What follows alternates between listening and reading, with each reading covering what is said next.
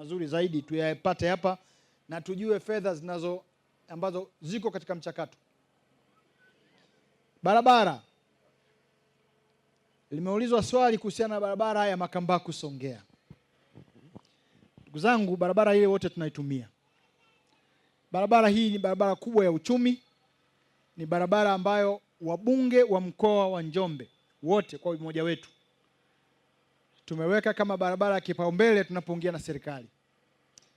Tumeitaka serikali ifanye utaratibu haraka iwezekanavyo iweze kupata fedha za kukarabati hii barabara. Jana nilikuwa Kifanya. Mara ya mwisho nilipokuwa Kifanya ilikuwa kabla ya uchaguzi. Hali niliyoikuta jana ni mbaya zaidi. Hali ni sio nzuri.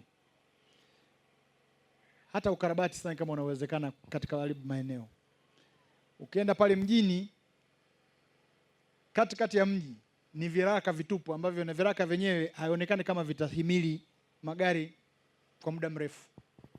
Kwa hiyo tuna kazi kubwa wabunge wa kuendelea kuisukuma serikali. Na wanaofuatilia watakuwa wamenisikia nikiongea kwa nguvu sana.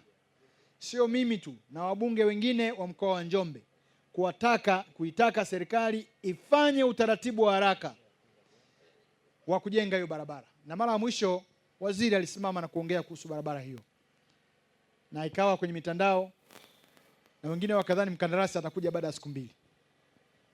Uhalisia ni kwamba barabara hii ni ndefu kilomita 291. Barabara hii inaanzia Songea mpaka Makambaku. Barabara hii ilijengwa zaidi ya miaka 39-40 iliyopita. Katika hali ya kawaida kama ingekuwa ni mtu amekufa, yani tumemzika, ni kwamba ameoza na mifupa yenyewe imeoza. Wataalamu wanasema barabara hii imeoza, ndio wanavyosema wataalamu. Kwa sababu barabara haijengwi, barabara ina maisha. Maisha ya barabara hii yalishakuisha. Na tushukuru kwamba ilijengwa na kampuni ya uhakika ya miaka ile. Wengi wanaojua, wazee wangu na wenye umri wangu, ilikuwa inaitwa Bafobit.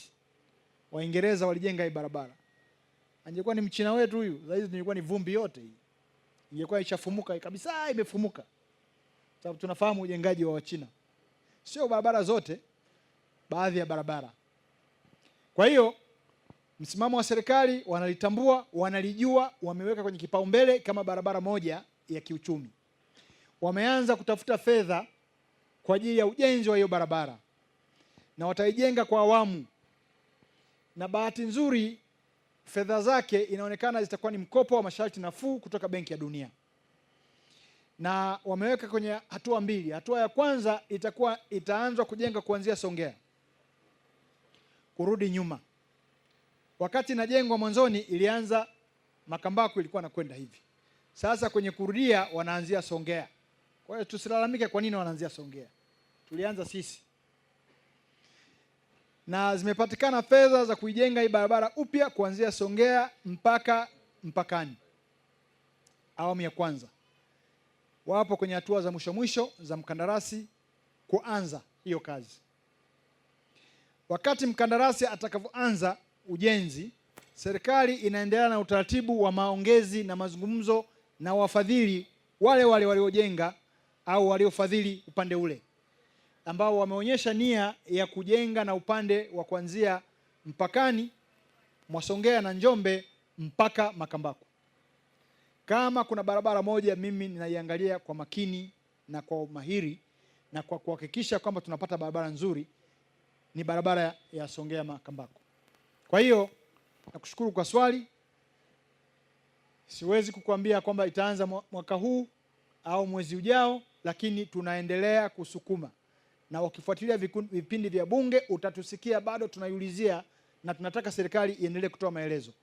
Tunaelewa wamefikia wapi, lakini tutaendelea kuwasukuma ili barabara hiyo mwishowe iweze kukarabatiwa. Magari yanayopita ni mengi mno.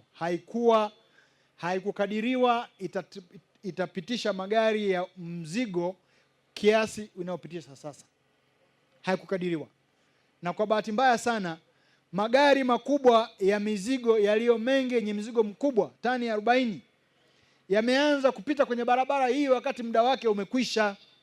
Yaani imeshakuwa mufu, ndio biashara imezuka kubwa ya magari yanatoka Songea kupeleka material mbalimbali, hasa nasema coal sijui Kiswahili chake kimenitoka, makaa ya mawe, kupeleka makaa ya mawe upande huu. Lakini barabara ya bandari ya Mtwara ilivyofufuka, kuna watu wanapokea mafuta Mtwara wanapitisha Njombe kwenye hii barabara. Kwa hiyo imekuwa ni barabara yenye mzigo mkubwa, lakini kuna makaa ya mawe mengine yanatoka Kiwira yanakwenda bandari ya Mtwara. Ndio maana magari ni mengi, barabara inazidi kuharibika, hali ya uhatarishi wa maisha umekuwa mkubwa, na serikali inalifahamu jambo hili na tunatiwa moyo kwamba inalishughulikia kwa maana ya kutafuta hizo fedha na inafanya maongezi.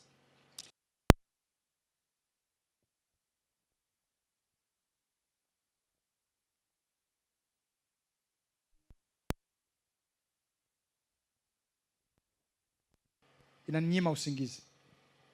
Nimelisema na nitaendelea kulisema.